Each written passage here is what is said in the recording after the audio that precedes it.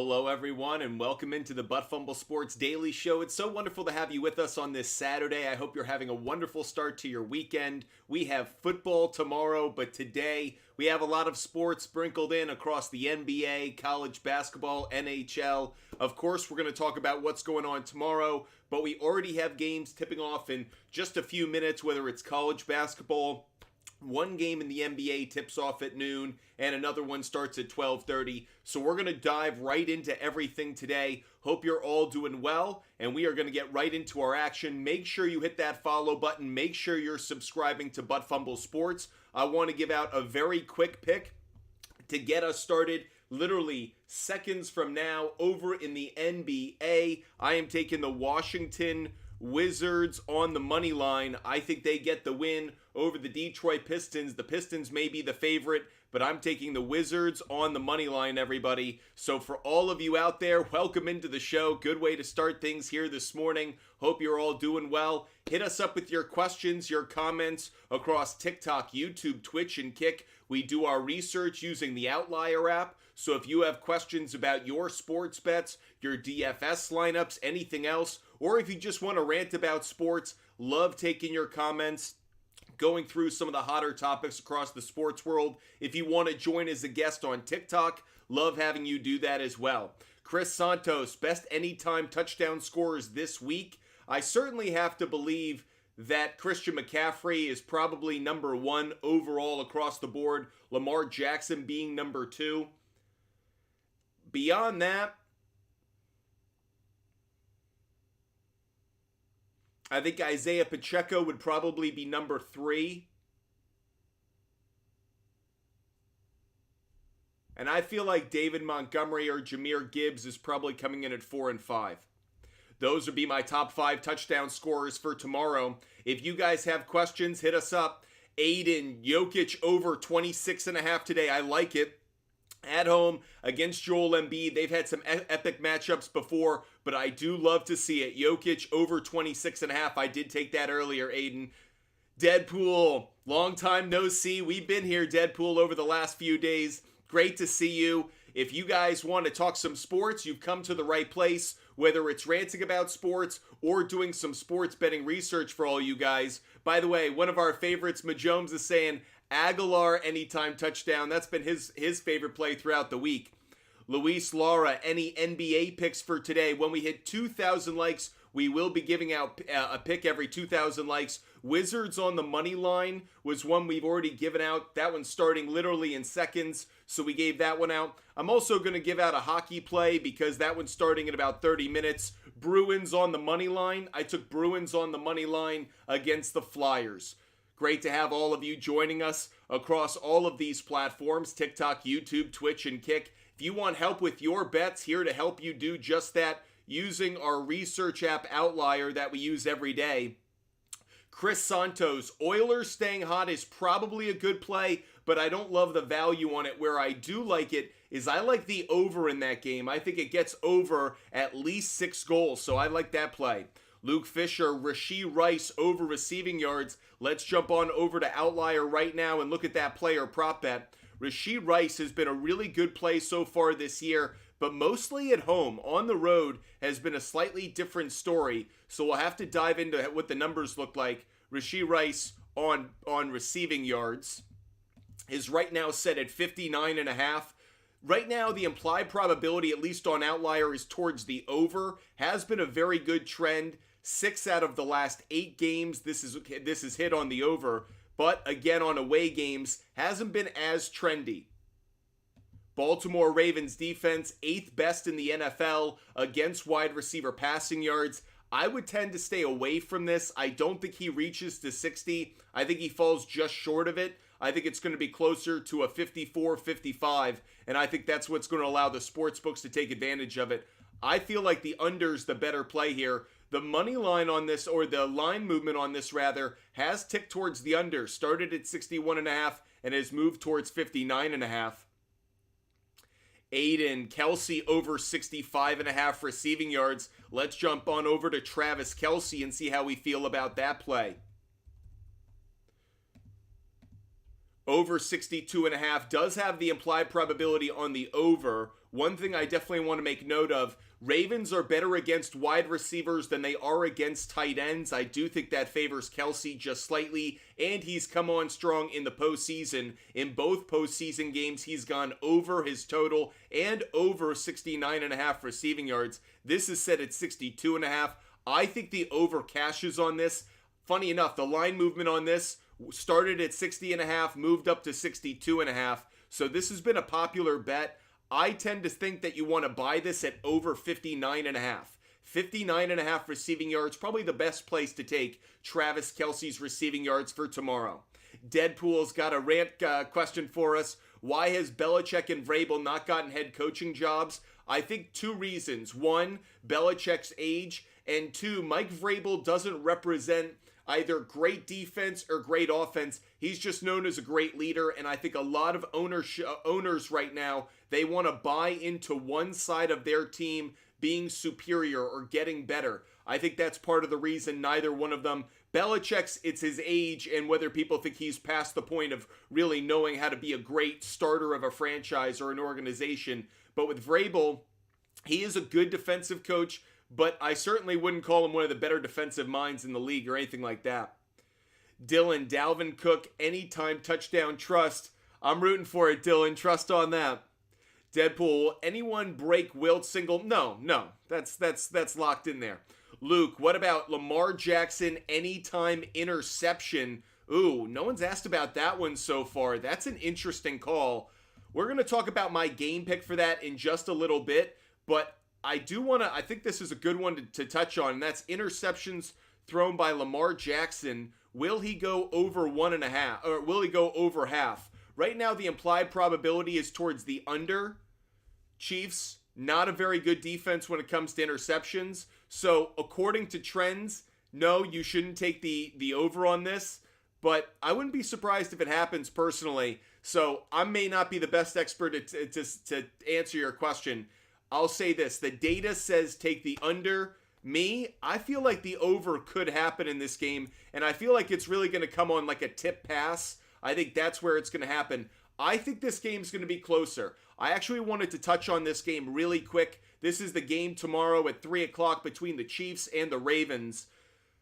Right now, the public money on this, very heavily on the Ravens. And I think for a lot of reasons, that's getting me excited about taking the Chiefs. I think a lot of people are buying into the Ravens. And if you want to take them on the money line, I'll certainly encourage it. But if I had to go anywhere, I'm going to put this up on my board right now. I like the fact that it's coming in at 4.5. The line has moved there. I'm taking Chiefs plus 4.5. I think that there's almost now too much love on the Ravens. Earlier in the week, people were talking about the Chiefs, being able to keep it a 3-point game. I thought that was about right. Then there's been a lot of public talk about the Ravens covering at 4. The line movement has gone to 4.5. I really like taking the Chiefs at plus 4.5. Again, that's at the set line. We don't often buy set lines here at Butt Fumble Sports. We like to oftentimes buy a shifted line or an alternative line because we like to get a little bit of edge on the sports books. But if you're telling me Patrick Mahomes is plus 4.5, I mean, I understand. I like the Ravens to win. I do like the Ravens on the money line, but I think I'm taking the Chiefs plus 4.5. So both of those are going up on the big board. For all of those watching on YouTube, Twitch, and Kick, that's what is going to be on my screen. I'm going to keep it up there all day and tomorrow. So that's what I'm riding with in the AFC Championship game for all of those who are asking. Jeffrey, do you think the 49ers are going to beat the Kansas City Chiefs? Or will it be the Detroit Lions? Right now, I think the 49ers win tomorrow. I still am not going to put out a spread pick just yet. I'm kind of waiting to hear just like final reports and everything else. It sounds like Debo's going to play, which gives me a lot of confidence. At this point, I'd actually be willing to put that up on my big board. I'm taking the 49ers on the money line. I'm not sure if I'm going to take the Lions on the spread or not. It's kind of up in the air for me, but I feel pretty locked in about the 3 out of the 4 picks I'll make based on money line and spreads. Dylan, Chiefs pay Mahomes and Chris Jones too much money to not attend the Super Bowl. I actually think Chris Jones' story is a great example of why you should pay certain players. He absolutely has made a difference in this defense because without him, do I think it's talented enough No, it's got a lot of speed, it's got a lot of athleticism, but Chris Jones is the glue that holds it together in a lot of ways. Luke Fisher, take Mahomes in the points, right? Luke, that's what I'm thinking. I think Mahomes as a 4.5 point underdog. If you told me this was 3.5, I'd be a little nervous because I like getting that 4 point difference. We talk a lot about 3s and 7s in the NBA. I think 4s come up a lot more than people think. So with that said, being on 4.5, I really like that. Do I think the Ravens could blow it out? Sure, absolutely. They're at home. They got a great defense. A lot of reasons to think that's possible. But that would also mean that Patrick Mahomes is done just chucking it. And I think that there's still reason to believe in his skills. And again, this Chiefs defense, the only thing that has me really like believing in the Ravens winning the game is Joe Thuney being out. I thought that was a huge loss, but I like the Chiefs overall to cover. Chiefs plus 4.5, feeling better and better about it. Rex is hoping Detroit wins. I tend to agree with you. Daniel Larson over on YouTube is saying Ravens by at least 10. Wow, then I feel really good about my pick in some ways, only because, again, I like being on the side of the sports books. More than people think, I like being on the side away from public money. I don't want to be with everybody. So, when I'm seeing, and I'm going to show you this again to all those who are watching my screen, and for all those who are listening, bear with me and follow along. Chiefs right now are not the popular bet. They are to cover the spread. It's about 50-50, so I can't say they're that popular. But more money is being spent on the Ravens to cover the spread. The money line, the public is heavily on the Ravens. Right now, if I want to be on the side of Vegas, it means I'm taking the Chiefs plus 4.5. And I tend to like that, especially when all the trends suggest Patrick Mahomes should cover the spread as well. So I'm going to take Chiefs plus 4.5 and feel very good about it. Charlie is saying 38-21 Niners. Love the take. Aiden, what's your opinion on Brock Purdy? I think Brock Purdy is a very competent quarterback. I think the 49ers are a perfect example of not everyone needs to be a superstar. Brock Purdy does remind me of early 2000s Tom Brady. You're not the most athletic player. You're not the most cerebral like Peyton Manning calling things out at the line. But if you can execute your offense, people forget. Charlie Weiss was a really good offensive coordinator at the time. Know your system. Use your running game. Use play action. Open up things with your tight end in the seam so you can attack down the field or get those curl routes with outside receivers. Get players open in space. So with that said, I think Brock Purdy does that well. He operates the offense well. He doesn't make catastrophic mistakes. Part of that is he doesn't have the arm talent to think he can go make that spectacular play. You know, Brett Favre made plays or Jordan Love's going to make plays for the Packers because they think they can fit the ball into any window.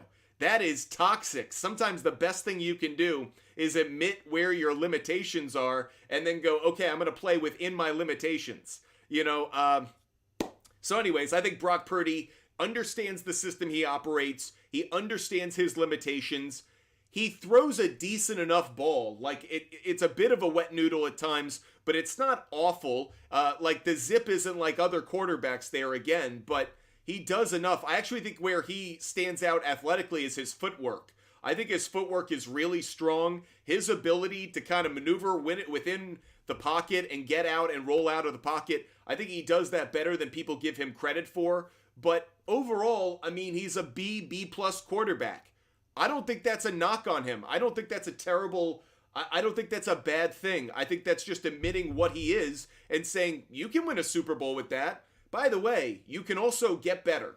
You can get smarter. You can get more athletic. You can. Especially when you're a professional athlete, you can. You have the resources. So I think Brock Purdy has a lot of upside, especially because he's still on a rookie contract. So the talk on sports media that if he loses this game, the 49ers are going to move on. I think John Lynch is always looking for options. John Lynch is maybe the most aggressive GM in the NFL, not named Howie Roseman. But that said, I think Brock Purdy stays with the 49ers. I'm higher on him than a lot of others.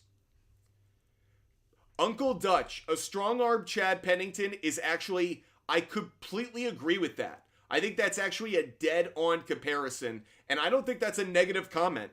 I actually think if Chad Pennington was a slightly stronger arm and had stayed healthy, he would have been a fine quarterback. He would have presented a challenge to the Patriots with the Jets. He would have challenged in that division every once in a while. I'm not saying he would have won more than 2 or 3, but he would have challenged. I actually think that's a dead-on comparison. I completely agree with you.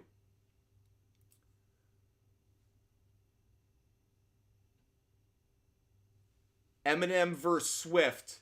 That's the Super Bowl we're going to get? Man. Crazy prediction, Charlie Hopeful. Okay. I think Seattle is the best fit for Mike. They need some balance. User 4807, I completely agree with you. I think Mike Vrabel is the best fit in Seattle. I just don't think Seattle is going to go in that direction. But to me, he makes a lot of sense. He brings culture. And I think if you're going to replace Pete Carroll, I think you actually need immediate culture. Because that's what his strength was. So if you let that deteriorate entirely, you either need someone who is a brilliant X's and O's person. I don't think someone like that is available or they would have been hired already. Or you need someone who brings instant culture. At this point, I still think Dan Quinn is going to end up there somehow. But Jones, Brock Purdy is greater than Josh Allen. I'm not the one saying that, Majomes. I'll let you be out there on that. CKD, Luka went off last night. We told you Luka was going to have a great night. It was fun to watch. Unfortunately, he didn't get the assists we needed. He got 7 assists, not the 8.5 we needed. But I wasn't surprised. The moment he got that crazy 41 in the first half, I was like, that dude ain't passing too often the rest of the game. Like he's going for buckets. So every turnover mattered. Every time he went for an assist and it didn't cash, it mattered. So it was a bit unfortunate there, but we had a lot of fun watching Luka last night. By the way, we also said Devin Booker was going to have a good game. He did. Unfortunately, that good game did kind of cut into what we thought was going to be a good game for Kevin Durant, because obviously Durant was trying to feed his guy. What have we seen, by the way? Kind of notable. Luka was the rare exception to this, and maybe this speaks to why Luka is the modern-day Larry Bird. He can put up these massive scoring performances and actually win. I think that means something. Like Karl Anthony Towns the other night, obviously Devin Booker last night. If you score all these points and you lose, I don't value it in the same way. Now, people are going to bring up Michael Jordan against the Celtics in 1985. That's a different story. That has more to do for me. Has to do with, or the 86 Celtics rather. That more has to do with he was on the road, far outmatched. I'm more talking about Karl Anthony Towns. How do you not win that game? Like you had the game that you do. Joel Embiid scores 70. You know, like you got to win those games. You got to win those games. Jorge, Luka for MVP. I don't think so. Luka's on fire. Don't get me wrong, but Joel Embiid is on fire, and I do think Nikola Jokic probably has slipped a little in the MVP voting just because he's not as scorching hot as all these other humans are right now.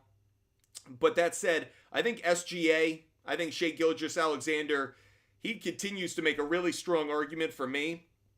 So I would probably go in my rankings right now, Joel Embiid, SGA, probably Jokic just ahead of Luka. But Luka is on fire right now. Nate, Ravens, Chiefs over. Nate, I'm tending to think it's going to go towards the under, but let's take a better look at it. Let's go back on over to Outlier, and the one thing I want to show you is where's the public money? Very interesting what's happening here. So the public is betting the over, the money is on the under. Something to note there. So more money's coming down on the under, more bets are being placed on the over. Just an interesting thought on that one. I tend to think the under myself. We'll look at it from an over perspective right now. Chiefs at this line, 44.5. They've gone to the under 7 out of the last 10 times. Ravens 5 out of the last 5 out of the last 10. If I move this just slightly, if I say I want to take this at under 47, which is a spot I really like, Chiefs have gone under 47 in 8 out of their last 10 games. I tend to like this. Now, they went over against Buffalo last week. They went to 51 points. I think we all expected that to be a shootout between Josh Allen and Patrick Mahomes. Do we think it's going to be the same level of scoring this week? I think that the defenses come out and play a little bit more at a higher level this week. I'd go under on this game. I like under 47 specifically. In fact, I'll put that one up on my big board. We continue to put picks up on the board for tomorrow's games. That way you guys get a head start on putting some bets or parlays together on them. I'm taking Chiefs, Ravens. I'll take under 47, under 48. Under 48.5 is the safest bet of all. If you're going to do a parlay, under 48.5 is definitely the spot you want to take it. Worst odds, but if you're already putting it into a parlay, best thing to do. So I'll probably put together a same game parlay of Chiefs plus 4.5, Ravens on the money line, and under, say, like 48.5, under 50. Put that together in a same game parlay and let it do its thing. Badger, where's the money on the Lions 49ers game? Glad you asked. Let's go take a look at it. Again, if you guys want a free 7-day trial for Outlier, the sports betting research tool that I use every day, DM me on Instagram. I'll hook you up with the free link. 7-day free trial. Great way for you guys to see how your bets do, be able to understand the trends, also dive into what are the best bets of the day every day. Lions and 49ers, really interesting on the money line. Heavy money on the 49ers, a lot of tickets on the 49ers, a lot of money on the Lions. So again, that's where things are going in opposite directions right there. A lot of, the public is betting a lot of tickets on the 49ers, but there isn't a lot of money on it. That's on Detroit. As for the spread, it's about even in terms of the total tickets bet. 49ers getting a little bit more money on the spread, but not by enough for it to really stand out. As for that game, everybody, the over is getting more tickets, the over is getting more money. So frankly, I would almost consider going with the over if you're looking to go with the public. If you're looking to fade the public, it's the under that's the play there. Appreciate you guys being with us. If you love the content and the conversation, make sure you hit the follow button. And of course, if you want to join the conversation, if you want to ask questions, if there's a topic that you want to talk about, hit me up as a guest on TikTok. Love talking sports with you guys every single day. Anthony, who's winning this weekend for football? I've got the Ravens winning, and I have the 49ers winning. Right now, I also have the Chiefs covering the 4.5. I'm taking it at 4.5 right now. I just love that spot. JP, do you like the Stars to beat the Capitals in regulation? Yes, I do, JP. I do like the Stars on the money line. Dante, there was some talk about the referee for the Chiefs game potentially being a good sign for the Chiefs. He has a tendency to favor road teams a little bit, especially road underdogs. So Dante might be up to something over there. Asshat, great to see you, buddy. I've missed seeing that little icon up there. Great to see you, Asshat. Hope you're having a wonderful day. For all of those who are new to the show, or even though the regulars from fantasy football season who have come back around, we are live every day at 5 p.m. Eastern, Monday through Friday, 5 p.m. Eastern, and on the weekends, 12 p.m. Eastern. So Monday through Friday, 5 p.m., Saturday and Sunday, 12 p.m. That's what our schedule is going to be outside of football season. So here we are, pretty much outside of football season. I'll come on a little bit early. We'll come on tomorrow at about 12 because it's a 3 p.m. kickoff. So we are at that point, unfortunately, where we're not doing our early morning games, early morning shows anymore. I know you guys love getting me talking loud early in the morning to get you going. Jorge's asking about Tyler Hero. Let's go take a look at Tyler Hero on player props and see if Jorge's onto something.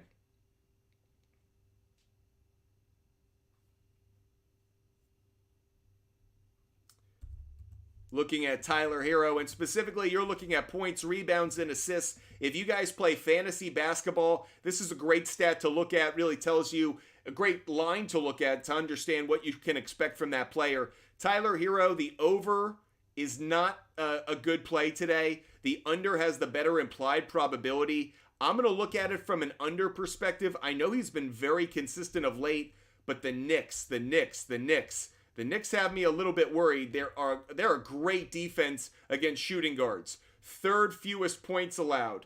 Second fewest rebounds allowed. Seventh fewest assists allowed. I would say definitely avoid Tyler Hero or take the under points, rebounds, and assists today. So Jorge, under 26.5. I'd go under that. I'd either take that or avoid them altogether. In fact, I want to talk to you guys again about Rival Fantasy, and I actually want to see if I can get some people against Tyler Hero. Something I like to do more and more is I do my research and then I go over to the app and then I look for ways that I can cash in on knowledge I just acquired. So Tyler Hero, looking for a player for him to go against that I really think is going to have a great game. Not getting any great challenges right now. Interesting. Let's look at Derek White really quick. I'm curious to see if Derek White is in for a big game. I think Derek White could actually make the All-Star team. Crazy to think. The over's a slightly better implied probability for him. Counting him as a shooting guard, like those numbers. I'm going to take that. So in this Rival Fantasy Challenge, I'm going to take Derek White over Tyler Hero. I'll put that one up on my board as well. I'll put that up here since it's today's games. That's Derek White over Tyler Hero in a Rival Fantasy Challenge. So there you go, everybody. If you guys want to check out Rival Fantasy, DM me on Instagram, Buttfumble Sports on Instagram. I'm going to use my bonus money. I'm going to place a $5 bet, and boom, that's how easy it is. Barely positive. I need an anytime touchdown score for Ravens Kansas City game. 2, I would think of immediately off the bat. 1, Lamar Jackson. 2, I would still say either Travis Kelce would probably be number 1. Isaiah Pacheco would be number 2. One of those two. The other one for the Ravens would be Mark Andrews. I'm actually going to place a bet on all 4 of those guys individually.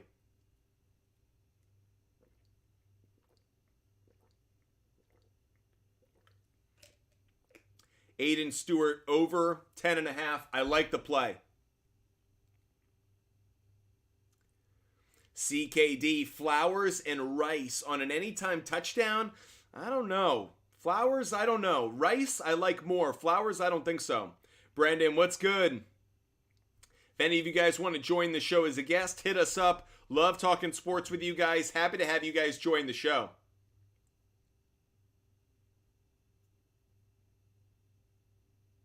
Thank you, Dante, for that. I just saw your comment. Anthony, do we think Pistons, Knicks, Bucks, Timberwolves win tonight? Well, first of all, Pistons are going on right now. I went the side of the Wizards, so I'm curious to see how that game goes on. I do love the Knicks. Let's put that one up on the board. By the way, we'll give out more picks throughout the show, but let's give out this pick right here. I do like Knicks on the money line. Knicks on the money line is a pick that we're going with. Bucks, we'll talk about that one a little bit later in the show. Timberwolves against the Spurs, that's one I'm willing to put up on the board as well. That's a more obvious one. I do like that play. Luke, Pacheco has a hurt toe, so I'd say Clyde Edwards-Helaire. I feel differently. I am not big on Clyde Edwards-Helaire for an anytime touchdown. Part of the reason for that is I actually think that he's not nearly as dynamic in the offense when he's on the field. I feel like when he's on the field, it's either an obvious run or if it's a pass play, they don't utilize him the same way as they do Pacheco. I'm not as big on him for an anytime touchdown. CKD, yep, Thuney is out. Can I get a parlay on Taylor Swift? Rambo, I'm sure you could. Like, who's going to be in attendance?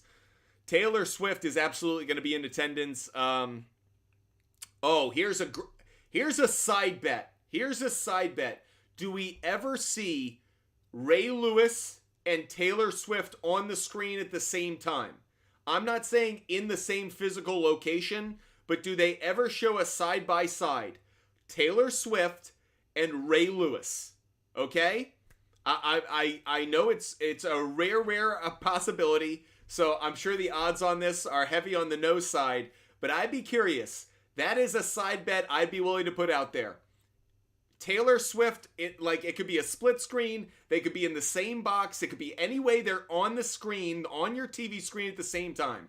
Taylor Swift, Ray Lewis. Ray Lewis will be there. He's going to be like an honorary captain or like whatever, a legend there that, with Ed Reed and all that. But the whole point is, Taylor Swift, Ray Lewis, do they ever come on the screen at the same time? I'm going to take the under no.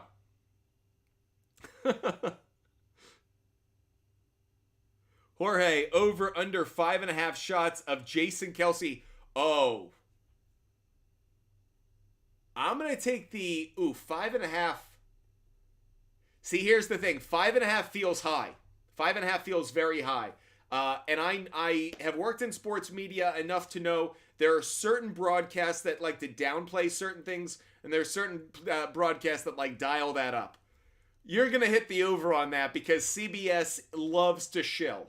CBS loves to soak that stuff up. Just like loves it. So I think you're absolutely going to hit the over on that. I think you're going to see you'll see Taylor Swift at least 3 times, and I think you'll see Jason Kelsey at least 2, if not 3 times on his own. Can I get Mama Kelsey in there and make it an even 6 and we push on 6?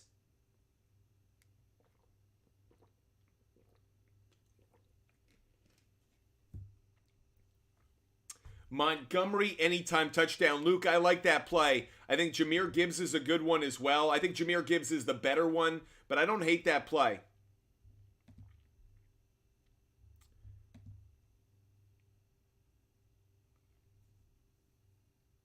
Appreciate you guys being with us. Hope you guys are loving the content and loving the show. If any of you guys want to join the show as a guest, hit us up on TikTok. Love talking sports with you guys. Love answering your questions live on the air. And if any of you guys want to play fantasy baseball with us, we're going to play fantasy baseball. We're going to create a lot of leagues. That's going to happen in about 2 to 3 weeks. So if you guys are into that, make sure you hit us up. Again, we want to engage with you guys as often as possible. We did season-long fantasy football. We're going to be doing challenges every day for rival fantasy challenges. You'll see us do that. We'll be doing bingo cards for rival fantasy as well. But season-long baseball, it's also week to week. So there are a lot of fantasy baseball leagues that we're going to be starting. If you guys are into it, let us know. DM us on Instagram, Butt Fumble Sports on Instagram. Make sure you get in on it. And again, the moment that we get to about June and July, you know we're going to be doing fantasy football mock drafts. We're going to be doing, frankly, we're going to be doing mock drafts for the NFL. I feel like that could be a fun thing to do over the coming weeks. But plenty of opportunities to get in on the conversation and just engage with Butt Fumble Sports, giving your takes, giving your opinions, everything else. Jorge, dibs on Ohtani, Shohei Ohtani. I don't think that's how that works. I don't think you can just call dibs, Jorge. Fine, I've got dibs on Juan Soto.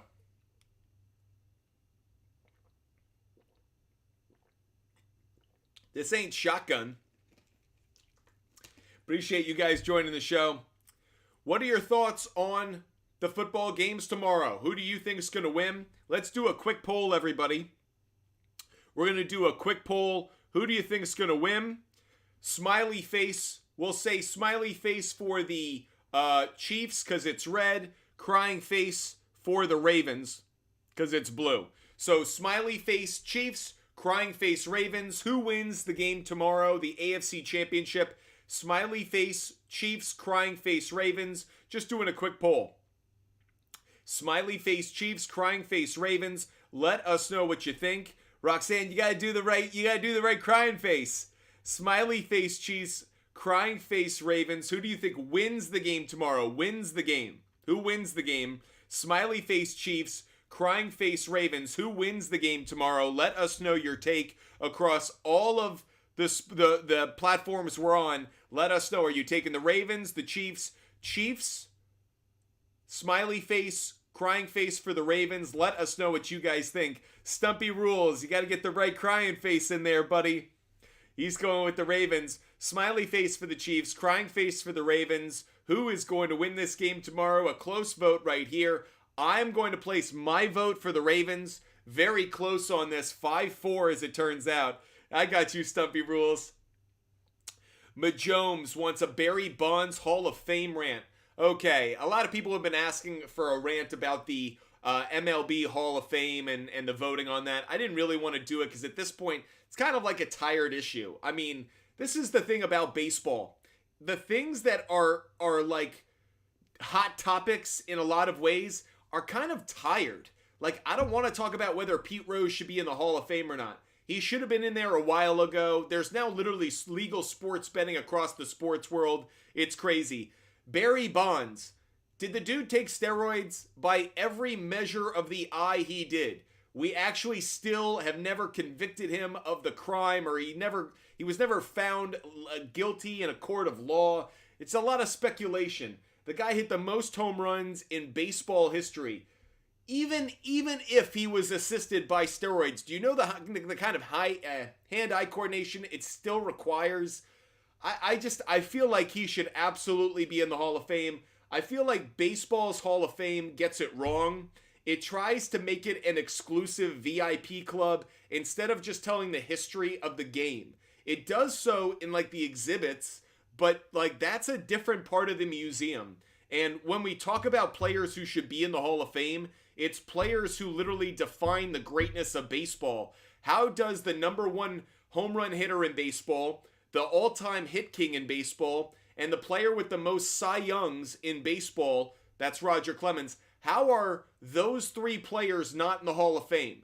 Sounds like the Hall of Fame really isn't a Hall of Fame. It's a Hall of very good. It's a Hall of great. It's not a Hall of Fame. It's not the Hall of the best of the best. I think it's a no-brainer for me. It's just ridiculous to me that these guys aren't in there. You want to put on their plaque their speculation about steroid use or performance-enhancing drug use. Like, knock yourself out. Like, I don't care. Barry Bonds should be in the Hall of Fame. And if you don't agree with that, you are either like 75 years old or you clearly just have a beef against this guy, and it makes no sense for me. I absolutely believe that he belongs in Cooperstown. Crazy. Jorge, Kittle anytime touchdown. Think it's a pretty good play, actually. Luke Fisher, they should just make roids legal. Luke, I'm not like crazy about the let's just allow drugs to be injected into human bodies for the entertainment of us. It doesn't sound good. It's not like a great look, you know what I mean? So I'm going to go on the other side of that debate, Luke. I'm going to take the other stance on it, but yeah. Stumpy rules, let Pete in. How is Pete Rose not in? I understand you don't let him be associated with baseball because he gambled. Totally cool. But it's not even like steroids where it's like maybe his accomplishments weren't actually earned. Like, if you want to make the argument about Barry Bonds, you could at least say okay, he didn't earn those accomplishments. The hand-eye coordination, the strength, the back quickness, that's all steroids. Okay, hard for me to disprove that, I guess. Pete Rose actually accomplished becoming the all-time hit king. He just bet. He was just a gambling addict. I mean, the thing that gets me, and I do make it this kind of issue, Ty Cobb was a son of a bitch. Ty Cobb was like a racist. Ty Cobb was like a known piece of shit. And that dude's in the Hall of Fame. That dude was in the original class of the Hall of Fame. We're not going to let Pete Rose in for gambling. By the way, it's never been proven that he gambled against his team, so it never sounded like he quit a game or he tried to lose a game, which I think is the thing that is the big threat when it comes to gambling, is that you throw a game or you point shave or whatever. Pete Rose obviously didn't do that, and now there's legal gambling everywhere. I mean, MLB has a relationship with sports books. What are we doing here? What are we doing? Dante's got dibs on Yordan Alvarez. That's a great take, Dante. I'll take Kyle Tucker. I think Kyle Tucker is going to have a great year. Justin West. I love that baseball has eras, though. This is the one part of the rant I'll go on that's different from everybody else. I actually love that there's a steroid era. I love baseball. I love baseball because baseball is a reflection of America. It is a mirror of America. It's not the best of America. Let me make sure I say that. It's not America at its city on a hill best. It's America. It's a reflection of who we are. In its issues with labor versus management, and that struggle. In the struggle of race. In the struggle of gender equality. This dating back to World War II. The idea of free agency and the ability to move around, as I talk about with labor. The idea of drugs. The idea of analytics and AI and scandal and cheating. There are so many ways that baseball is a microcosm of the country, and I love that baseball has eras.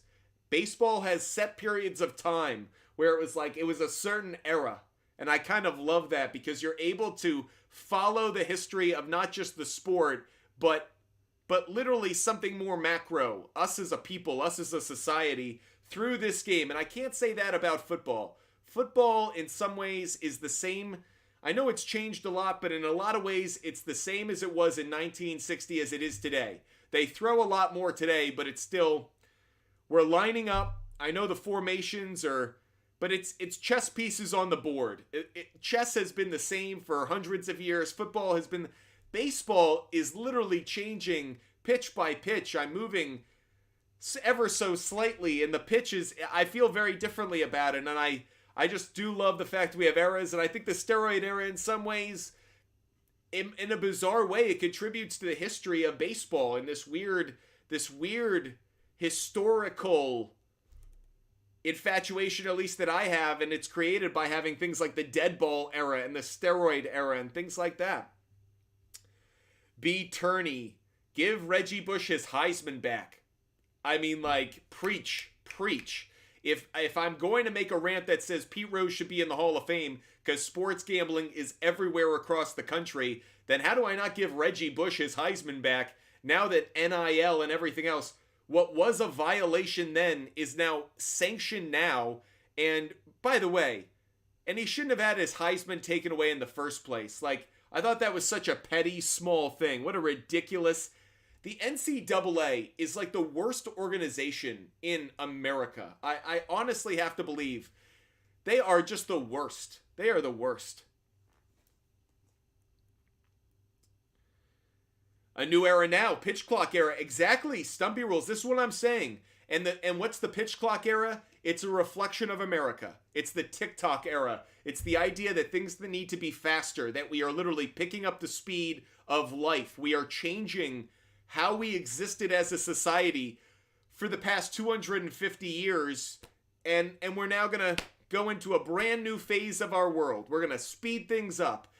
Baseball captures that in ways that football doesn't. Football reflects certain like monumental changes, like when television came in, big, when the internet came in, when cable came in, big media movements. Baseball is like a reflection of who we are in our day-to-day lives. Love it.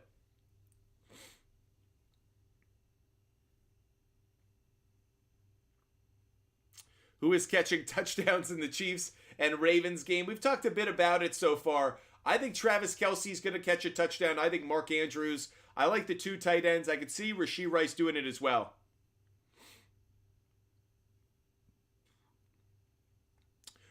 Robert says the NBA. What about the NBA? You think that's a better capture of the country? Lucas, Ayuk or Kittle? Like Ayuk. Like Ayuk probably for an anytime touchdown a little bit more. I think I like Ayuk more than Kittle for the touchdown. Stubby Rules. 90s NBA was totally different from today. Oh, absolutely. Now, what I will say is we've kind of actually come back to 90s NBA a little bit in this way. There was a stretch there in the 2000s where, and I know yesterday was the anniversary of Kobe's passing, so I'm not trying to throw shade on Kobe or anything. But there was a stretch there in the Kobe era where, like, it was a lot of one-on-one. It was like a lot of one-on-one. And there was a lot of bad basketball because not everybody was Kobe. So a lot of people were trying to make one-on-one moves and do their Kobe-esque moves. And it's like, yeah, but you ain't Kobe. This is bad basketball at a YMCA, and it happens to be in the NBA. I thought there was a stretch of that. I think that when I think of 90s NBA, I think of team basketball with a little bit more one-on-one play than the 80s did, but still a good consistent team basketball. You have the triangle, might be one player that ultimately dominates, but he's using multiple teammates to be able to make that work as opposed to one-on-one or pure pick and roll. I also think of 90s basketball being a more physical era of basketball, at least compared to the 2000s, and I do think the physicality of the sport has increased a little bit actually. And one of the reasons I say that is I think some of the players are engaging with it differently. I think the physicality of the game. Look, Joel Embiid and Nikola Jokic right now are the two MVP frontrunners. You know, Giannis is an MVP candidate. There aren't as many guards in that category. So I do think the physicality has come back a little bit as opposed to when we were in the Steph Curry, I'm just shooting it. Like, physicality was a little bit differently because I feel like there were a lot of fouls where it was that up foul. You know, it was the James Harden drawing a 3-point foul. Stumpy rules. Well, nothing is going to match the physicality of the Detroit Pistons.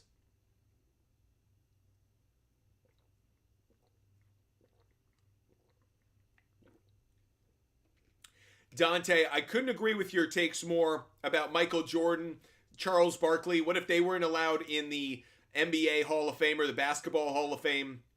It's the Basketball Hall of Fame because of their gambling, like ridiculous. And Dante also mentions, what if Ricky Henderson had the pitch clock? Can you imagine? He would have gotten, I mean, it is an astronomical number of stolen bases because his ability to time a pitcher would have just been absolutely insane. Great takes by Dante. Appreciate you guys being with us. I've had a lot of fun talking sports with you guys. If you guys want to join the show as a guest, hit us up. More than happy to hear your takes. Love treating this like a traditional sports radio show and just letting you guys kind of rant about what's going on in the sports world. Also, we do sports betting research. We've done a lot of that throughout the show as well. Jorge, can you give out some player prop bets? Jorge, of course we can. Let's give out some player prop bets for everyone for today's action. I'm going to the NBA for this.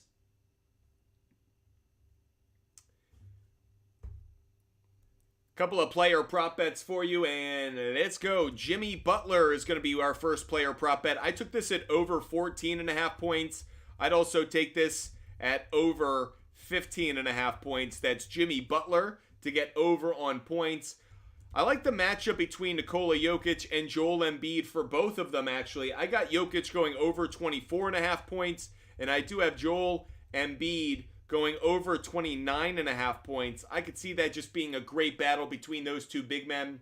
Another player prop bet that I'm putting out there is Fred VanVleet over 11.5 points. Like the matchup that the Rockets have. Fred VanVleet over 11.5 points. I'll give you one more player prop bet. Victor Wembanyama. He has become a popular bet for me, as you guys can tell, over 17.5 points. He's just been incredibly consistent so far. No reason for me to think that doesn't continue today. So Victor Wembanyama over 17.5 points. One more time, the player prop bets I just gave out. Jimmy Butler over 14.5 points, over 15.5 points. You can take it at both spots. Nikola Jokic over 24.5 points. Joel Embiid over 29.5 points. Fred VanVleet over 11.5 points. And Victor Wembanyama over 17.5 points. My cool loves those Chiefs. I've got the Chiefs on the money line. I've got Chiefs on the spread. Chiefs plus 4.5. I am taking Ravens on the money line, so sorry about that, my cool. But I like Chiefs plus 4.5, Ravens on the money line. I also like the under 47 in that game. Under 47, under 48. Anything above that 47 mark, I'd take it. And the 49ers on the money line. So you guys already know my picks for tomorrow. Stumpy rules. Last thought on the Lions. I think it has been an amazing season. I think it comes to an end tomorrow. I just think the 49ers are just going to be a little bit too strong, especially because the Lions secondary, I think, is still a weakness. I think that's what they attack in this offseason. Don't be surprised if the Lions are in the 2025 Super Bowl. I'm saying it now. I don't think they're making the Super Bowl this year. I think they fall short. I think that's actually a good thing because I don't think they would have won the Super Bowl this year anyways. And we know about that Super Bowl hangover. I think they're a team that is still just a little bit farther away than they need to be right now. They need to get better corners. They need to prevent that passing game from being able to attack that defense of theirs. But that said, I think they're going to come up short tomorrow against Brock Purdy and the 49ers. So I have the 49ers on the money line. WSU1 saying Chiefs and Niners. I got you. If any of you guys want to join the show as a guest, give your take on the AFC, NFC matchups tomorrow, feel free to join the show. Happy to have you guys come on.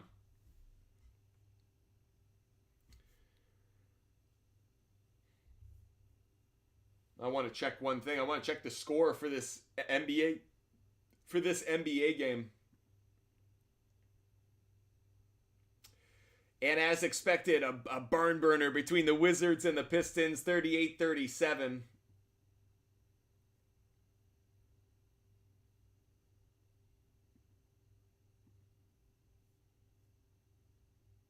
Oh, very nice, very nice. We had one bet that we had taken earlier in this game in a player prop bet. Bojan Bogdanovic. I had taken him over 14.5 points earlier in the day. He's got 13 points in the first, quarter and a half. So feeling good about that one. Any trades you would like to see happen in the NBA? It's a great question. I was really happy to see OG Anunoby get out of Toronto. I just wanted to see him in another spot. I felt like he was being lost there a little bit. So now that he's in New York, and you could see the Knicks are flourishing with him there, he's blossoming into a great number 2. I think he's just a really good sidekick. But who would I like to see traded in the next few weeks? I'd like to see DeJounte Murray get out of Atlanta. I don't really want to see him with the Lakers, but it would make a lot of sense. But I'd like to see that. I just feel like Atlanta, I'm not as big on I get what they tried to do. It just didn't work out. Get Murray out of there. Get Murray to a team that just makes a little bit more sense for his long-term future. So that would be one that I would go with. Yeah. Appreciate you guys being with us. Hope you guys are loving the show. Make sure you hit that follow button. Make sure you're subscribing. Make sure you're with us every single day. We will be live at 12 p.m. tomorrow for another show. We'll be talking a lot of NFL, obviously. So if you guys love talking the NFL, you got only 2 more Sundays of it for this playoff season. Then we're going into draft talk. Lots of draft talk. But that said, tomorrow's show will be at 12 p.m. Eastern time, so make sure you join us.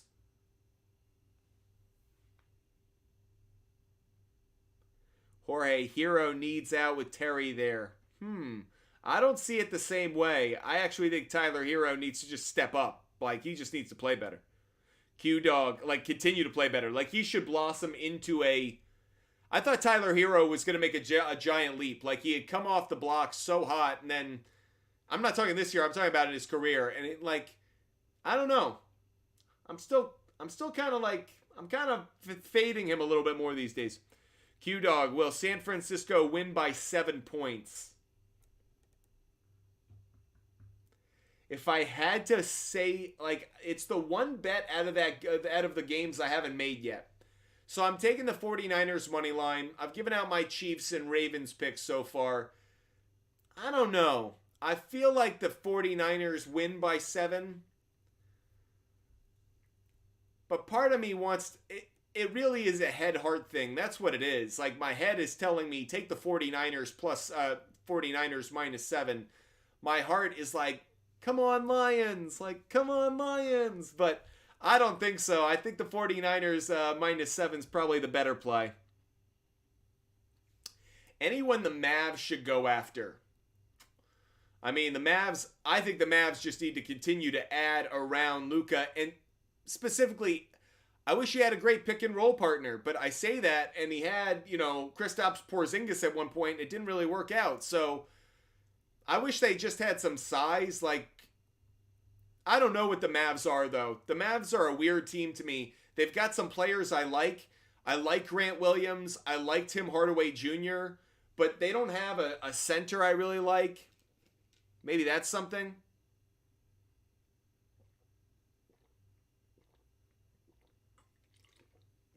I love what the Pacers did. I thought Pascal Siakam was just a great addition. Purdy ain't ready.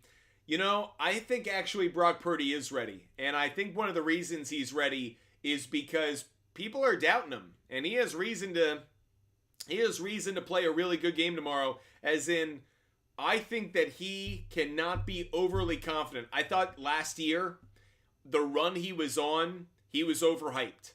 I think now he has been humbled. I think he is being more cautious, which actually is a good thing for him. I mentioned this earlier in the show. Brock Purdy doesn't have the arm talent to get away with certain throws, to make certain plays against certain coverages. He just doesn't have the athletic ability, the arm talent to do it. So when he's cautious, does it limit their offense? Sure. Does it also mean they're probably going to win?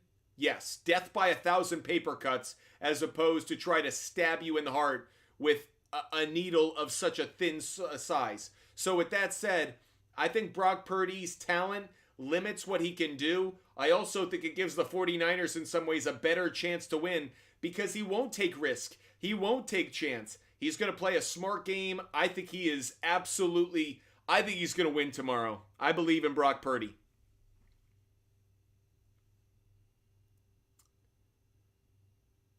Appreciate you guys being with us. Heck, 10-0, he'll start feeling like he needs to do too much. Here's my thing. I'm really curious to know how that is exactly right. The one thing I would say about that Lions 49ers game is who gets the early lead.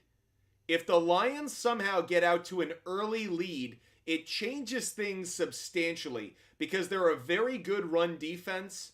And so then it does become about Brock Purdy trying to go down the field, which he can do against the Lions, but it just opens up the opportunity for interceptions.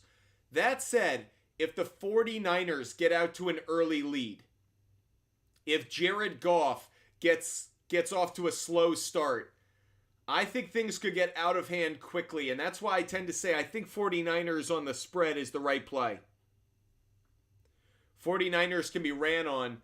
I think that they can, but outside the tackle box. I think Jahmyr Gibbs has the better chance of having a good game. Goff and Mahomes have more yak and interceptions than Purdy. Purdy has more touchdowns. Scoreboard. Very interesting, Majomes.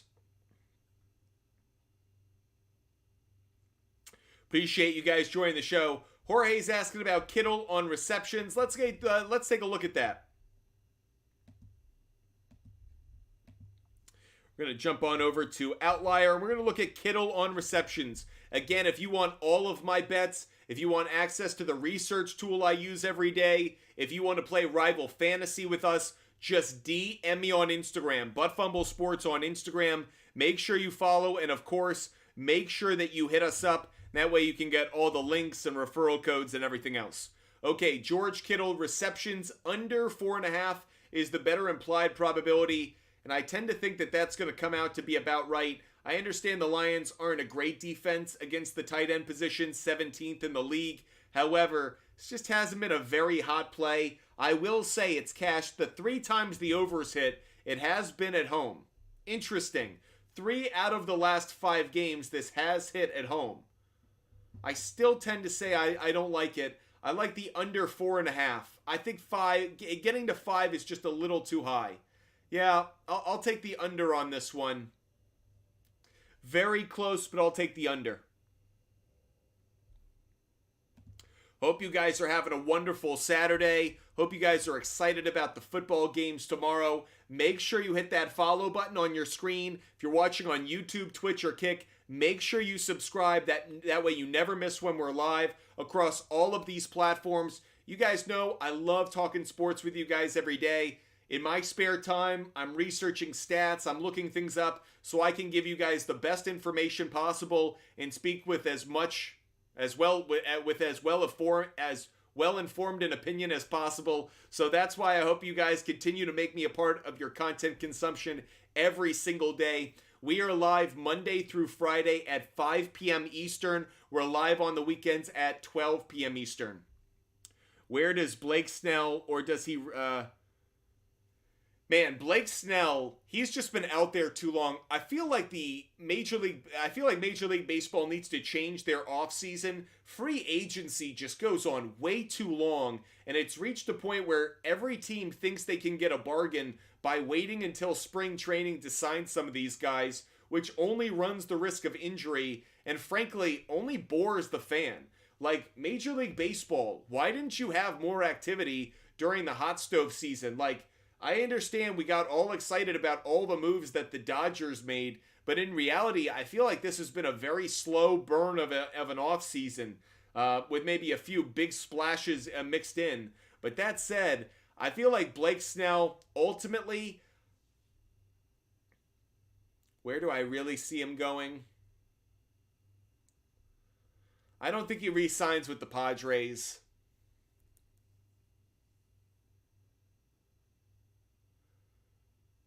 I think if he would have signed with the Yankees, it would have happened already. I'd love to see him sign with the Blue Jays, but I don't think that's going to happen. Love to see him sign with the Orioles, but that's definitely not going to happen.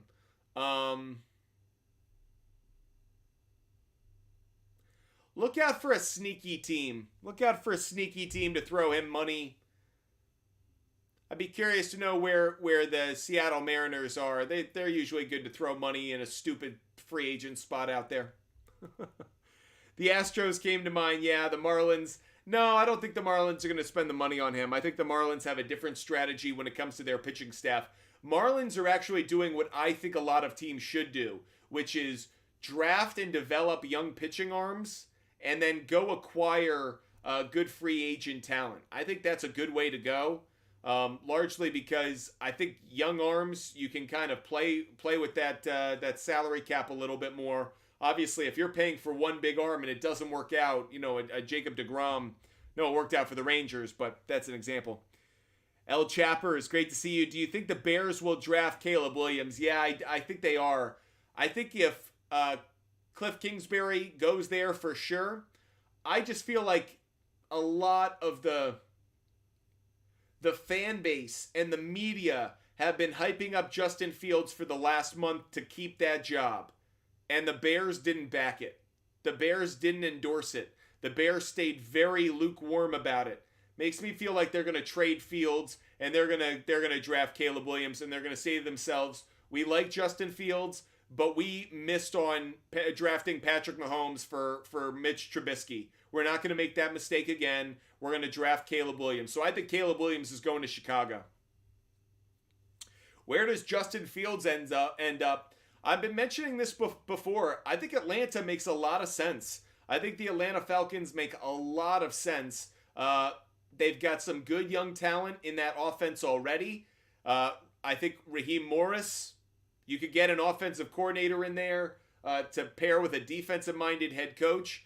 I really like it. I think he makes a lot of sense there.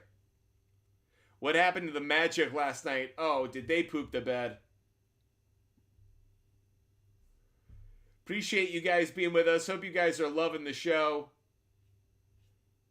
Last night was a really weird night. We got the Spurs correct. We got the Thunder correct.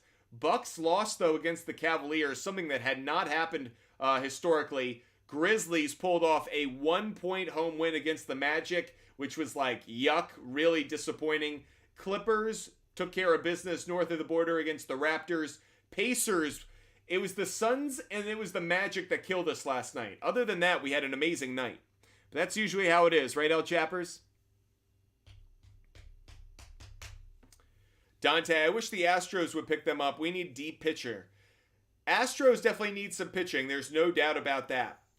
We have hit 1 o'clock, so I'm going to sign off right now. Appreciate you guys being with us. Hope you guys have really enjoyed the show. Make sure you guys hit that follow button, and make sure you guys are with us when we are live again tomorrow. We will be live at 12 p.m. tomorrow, everybody. 12 p.m. Eastern to talk a lot of football. AFC and NFC Championship. We'll talk player prop bets. We'll talk DFS lineups. Everything that you guys need to cash in on the last great Sunday of the NFL season. Can't wait to talk to you guys then. Until then, have a great Saturday. Goodbye, everybody.